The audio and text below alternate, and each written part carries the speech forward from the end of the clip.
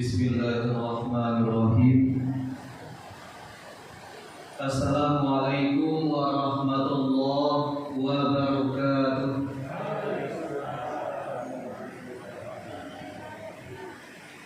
Alhamdulillah, alhamdulillahil ahadus samad, alladzi lam yalid wa lam yulad wa lam yakul lahu kufuwan ahad. Haqqul lahu an tuhmad wa haqqul lahu an tu'bad. Asyhadu an la ilaha illallah wahdahu la syarika lah, alladzi la yukhliful mi'ad, wa asyhadu anna Muhammadan abduhu wa rasuluh, khairul ibad. Alhamdulillah, bersyukur kita kepada Allah. Mudah-mudahan dengan rajin dan pandainya kita bersyukur, kita tetap digolongkan oleh Allah kepada abdan syakura, hamba-hambanya yang pandai bersyukur. Salawat menaikkan salam kepada baginda Nabi besar Muhammad sallallahu alaihi wasallam. Besar harapan kita Bapak dan Ibu, di yaumil akhir kelak kita mendapatkan syafaat dari orang yang selalu kita sabui namanya dalam sholat, dari orang yang selalu kita sabui dan namanya dalam doa kita. Bapak Ibu sidang jamaah salat maghrib yang dirahmati Allah, pada maghrib menjelang isya kita coba balik maulang-ulang kaki main annan taluko menjago-jagokan dan takalu. Jadi sebagai tema kajian kita pada kesempatan maghrib menjelang isya, kita ambil sebuah bahasan mengenai 5 rukun hidup. Itu diambil didasarkan kepada pendapat Syekh Muhammad Nawawi bin Umar dalam kitab Naisabul Ibad. Maka beliau menyampaikan, man ahana khamsah khasira khamsah. Siapa yang menganggap remeh 5 perkara, maka dia akan rugi 5 perkara. Yang pertama, siapa yang meremehkan para ulama, siapa yang menganggap remeh para ulama, maka rugi akan agama. Yang kedua, siapa yang menganggap remeh umara, para pemimpin, maka akan rugi dunianya.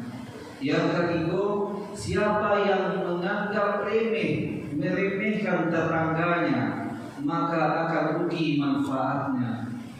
Dan keempat, siapa yang menganggap remeh kari kerabat, maka akan rugi kecintaannya.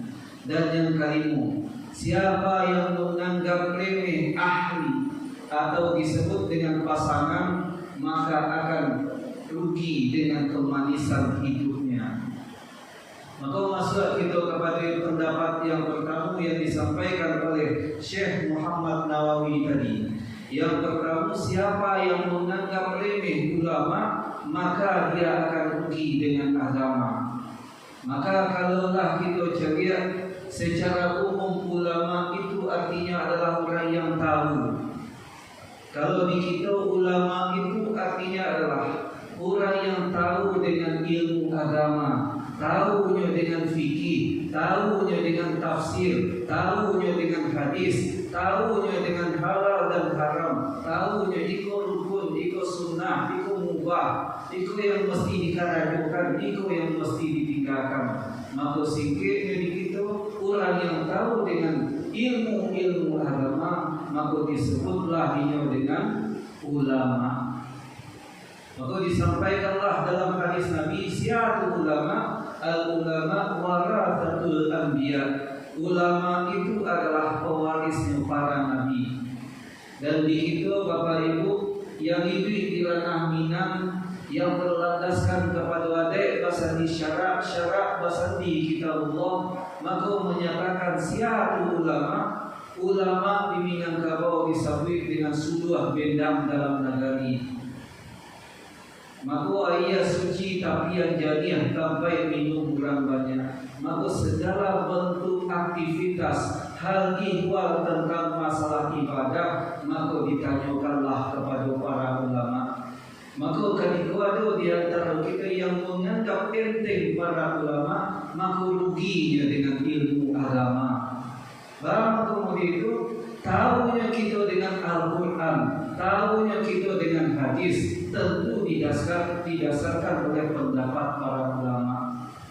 Tak akan mungkin kita bisa sholat, tak akan mungkin kita bisa tahu ikut zikir-zikir yang disunahkan tanpa didukung dengan pendapat para ulama.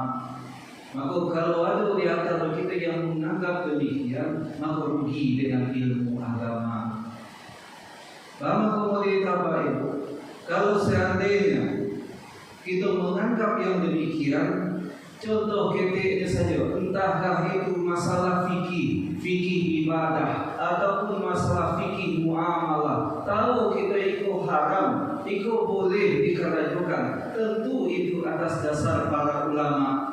Contoh, di waktu kita saat ini, daerah kita di ranah Sumatera ditimpa berbagai musibah, entahkah itu berpohon hujan sampai mengakibatkan banjir, longsor, hingga kehilangan rumah dan sebagainya. Maka di saat nanti itu dalam kaidah muamalah, kadang bagi sebagian masyarakat itu ada yang mengambil sebuah sikap. Contoh bagi para pedagang, pas menggalih barang dagangan yang di waktu itu dibutuhkan oleh masyarakat, maka jualah dengan harga yang setinggi-tingginya. Kan itu yang terjadi hari ini. Orang butuh dengan barang tadi, jual dengan harga yang sangat tinggi. Akhirnya mengakibatkan barang tadi melonjak minta ampun. Hukum jual belikan itu tentu tahu kita hukum jual belikan itu tentu didasarkan oleh para ulama. Para ulama melarang yang demikian. Kalaulah dalam keadaan kesulitan, jangan ditahan-tahan barang tadi, mudahkan. Dan begitu pun dalam masalah fikih jenazah. Kadang kita masalah fikih jenazah suka ikut saja. Padahal dalam masalah fikih jenazah dululah disampaikan oleh para ulama dulu kita. Ketika meninggal orang, baiknya sakaratul maut ada disebutkan, maka diajarkanlah oleh hadis Nabi melalui para ulama, laqimu maitakum la ilaha illallah. Talkinkanlah orang yang akan meninggal itu dengan lafaz la ilaha illallah. Namun ada pendapat lain yang tidak bersumber dari apapun. Dia mencedak di situ, di sini, di pasingkit-singkitnya Ustaz. Tidak ada dasarnya, tidak ada ulama yang berpendapat. Akhirnya yang kerajukan salah, jadi yang kerajukan. Contoh, ada di beberapa daerah yang disunahkan dalam fikih jenazah mentalkinkan dengan lafaz la ilaha illallah, tapi di tempat daerah lainnya pasingkitlah dengan lafaz Allah dan lafaz yang lain. Akhirnya apa? Fatal jadinya. Dan begitu pun Bapak Ibu, tahunya kita dalam masalah fikih dalam sholat yang kita dirikan, itu mesti dihindari, itu mesti diselesaikan, tentu didasarkan oleh pendapat para ulama. Contoh ringan, kita kan dalam sholat tidak boleh sama sekali memutuskan saf. Dan kita pun dari dulu disampaikan tidak boleh ketika orang sholat tidak boleh melintasi orang yang sedang sholat. Namun suatu ketika dalam sholat yang kita dirikan, kita berjamaah bersama, pas posisi apa atribu, pas di tengah paling ruku, pas pula di tengah paling ruku tadi ada sebuah keadaan yang mengakibatkan sholat tadi tidak khusyuk. Baru semulai takbiratul ihram, Allahu Akbar, dan tadi pari tadi pemiliknya minta ampun, ingin buang angin, tidak tahan lagi makhluk lapih buang anginnya tadi. Padahal posisi kita sedang di tengah sholat berjamaah. Lain boleh kita melintasi orang yang sedang sholat.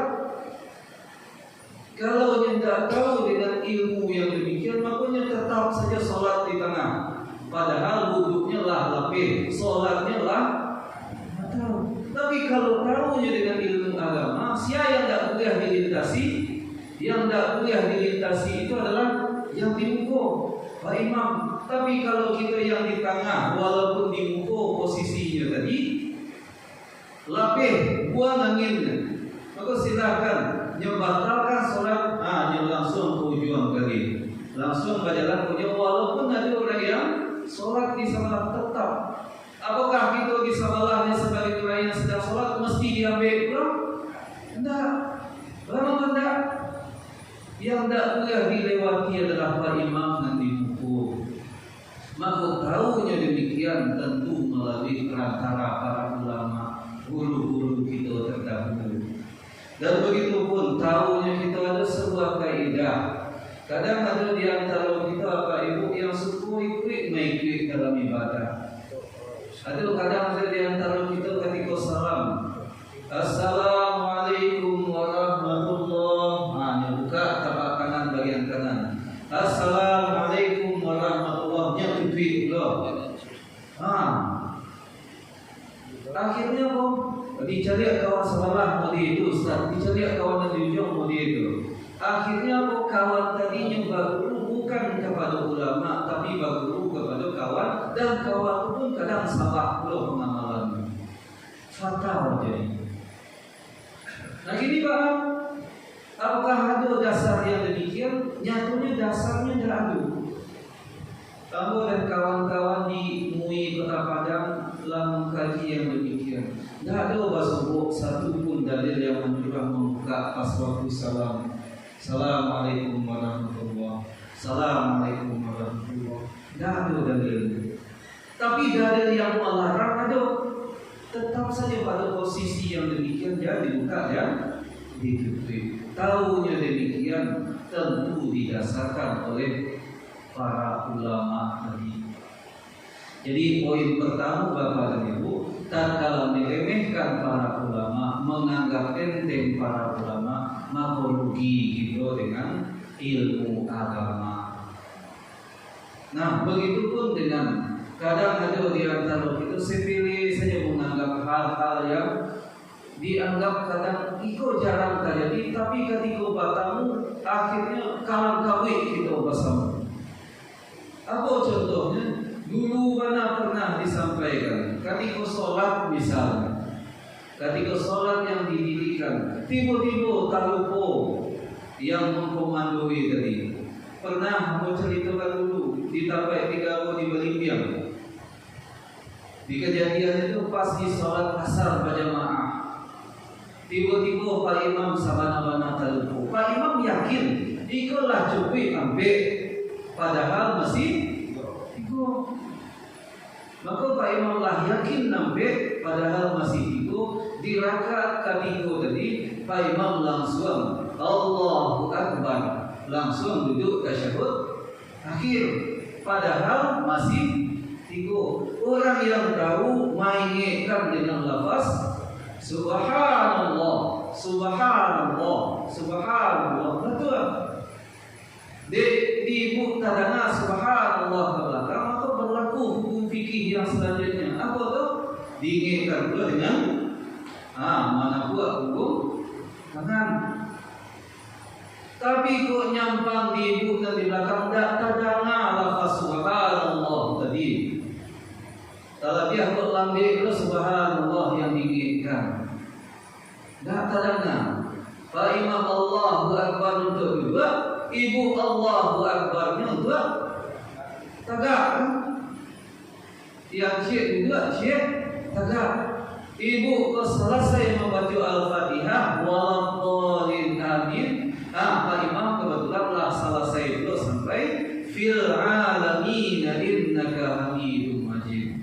Yang ditunggu oleh ibu dan di belakang itu lafaz Allahu Akbar, tapi yang berbunyi bukan Allahu Akbar, tapi malah Assalamualaikum warahmatullah. Assalamualaikum warahmatullah. Kalau orang yang tidak tahu yang dilakukan, banyak ragam yang dilakukan apa itu. Contohnya, diinginkan tuh, yang takut hubungan tangan. Masih berlakukah menakut hubungan tangan? Tidak, orang selesai. Ada cik lain yang tidak tahu, nyiki pula Pak Imam salam, nyiki pula nyabai pula salam bersama Pak Imam dengan Assalamualaikum warahmatullah. Assalamualaikum warahmatullah. Nyebut pula di ibu tadi boleh solat. Salat apa namanya yang salatnya salat jenazah. Sambil tagaknya baik ke salat. Iya memang ada kejadian yang demikian. Ada cik lain ibu tadi dia tak tahu dari tagak langsungnya buat tasyahud akhir. Langsungnya langkahi beberapa rukun solat. Saja rukun solat yang dilangkahi ruku, i'tidal, sujud, duduk iftirash, duduk sujud balik bacaan tasyahud akhir. Banyak rukun solat yang ditinggalkan. Ada ibu ciri yang tak tahu membatalkan solat tadi. Selesai dibatalkan, nyelunjukkan dari sarung bengku. Rusak solat kami. Wah, apakah rusak solat gara-gara yang demikian? Tidak. Bacanya kalau yang tahu, pahamnya dengan ilmu agama, tahunya kaidah yang mestinya lakukan. Kaidah yang mestinya lakukan boleh bagi seorang jamaah tadi dalam keadaan nan mudi itu tadi, kalau terjadi kekeliruan, boleh bagi jamaah tadi mufarakah.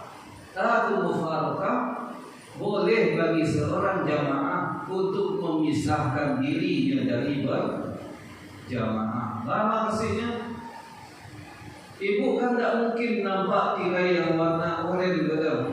Kan dalam solat kan tak tahu bahasanya Pak Imam juga ibu kan tak nampak, tak mungkin ibu buka pula tirai itu.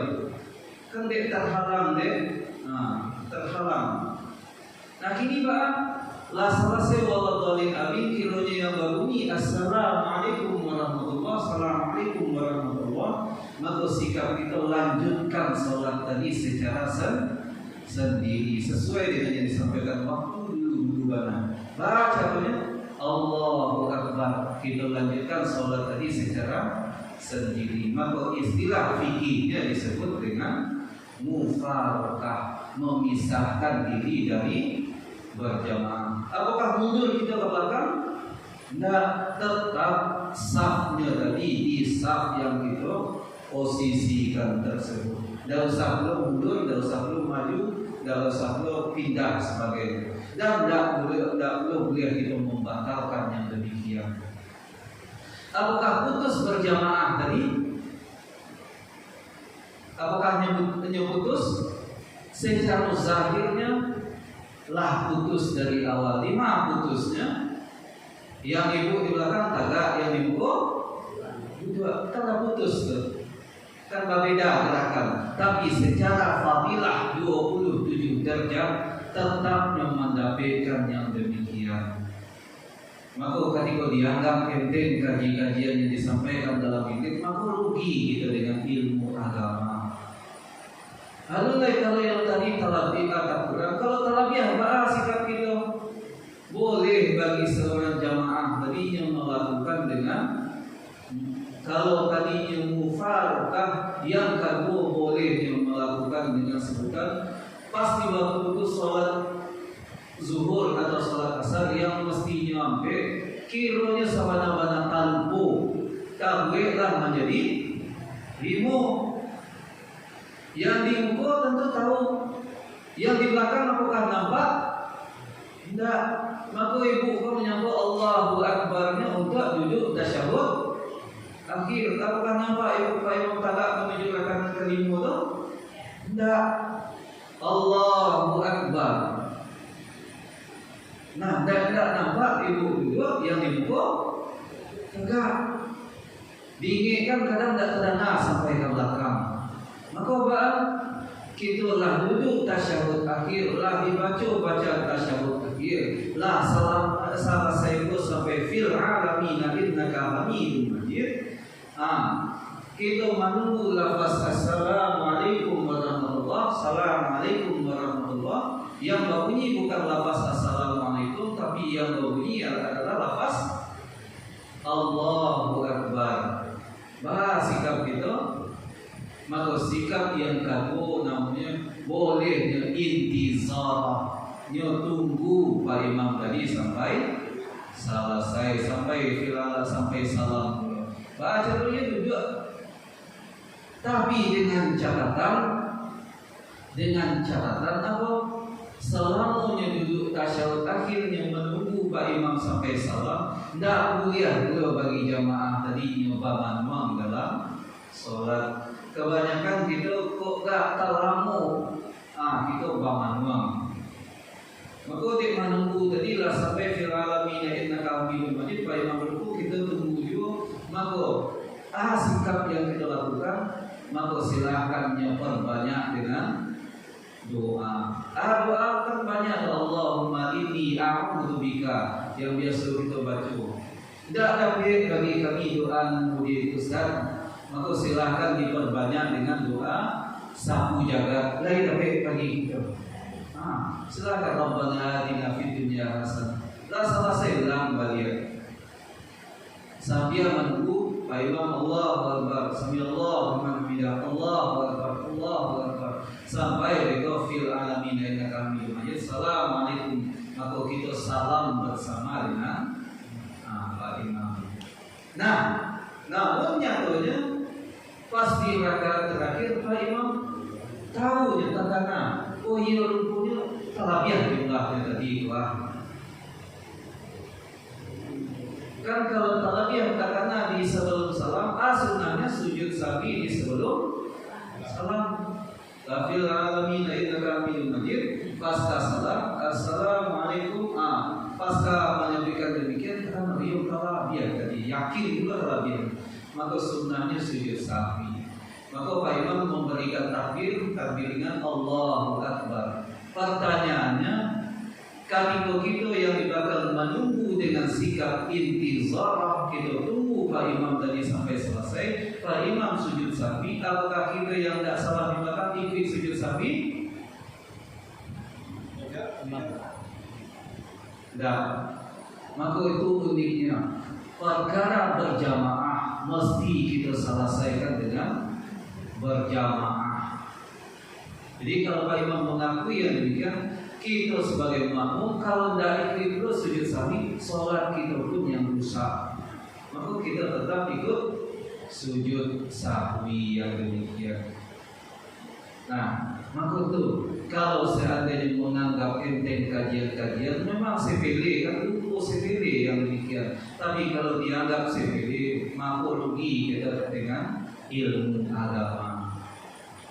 Selanjutnya yang kedua Pak Ibu, yang kedua menganggap enteng para umarok, para pemimpin, maka dia akan rugi dunia.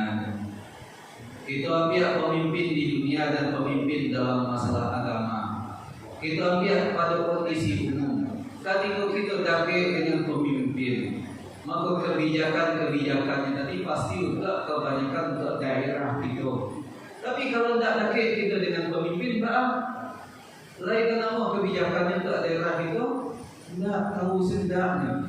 Maka ketika tahu dengan pemimpin, maka ada kebijakan-kebijakan yang akan menguntungkan. Dan begitu pun pemimpin dalam masalah ibadah atau dalam masalah agama. Kadang ada di antara kita yang menganggap enteng pemimpin, akhirnya rugi dengan dunia dan akhiratnya tadi. Pernah di tempat tinggal dulu di Pagambilan, ada beberapa orang jamaah, pengurus niko kaiku setarwih, pengurus masjid niko kaiku saja tarwih. Makanya anggap enteng pengurus masjid tadi di beberapa orang jamaah. Dia yang menganggap enteng pengurus masjid, pas di waktu itu pengurus tadi sakit, yang mengakibatkan sampai pengurus tadi mesti dirawat di rumah sakit. Pas besok harinya hari Jumat, yang biasanya menghubungi khatib Jumat adalah pengurus masjid. Pengurus masjid itu sakit sampai masuk rumah sakit.